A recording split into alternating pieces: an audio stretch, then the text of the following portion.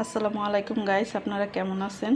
অনেক দিন ধরে ভিডিও দেই না, শরীর ভালো না, সেজন্য জানি না আমার পেজটা হয়তো ডাউন হয়ে গেছে আর ইউটিউব চ্যানেলও ডাউন হয়ে গেছে।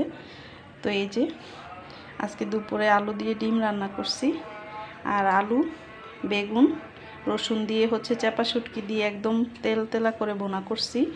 তো এটা দিয়েই আপনি এক প্লেট ভাত খেতে পারবেন, এতটা মজা।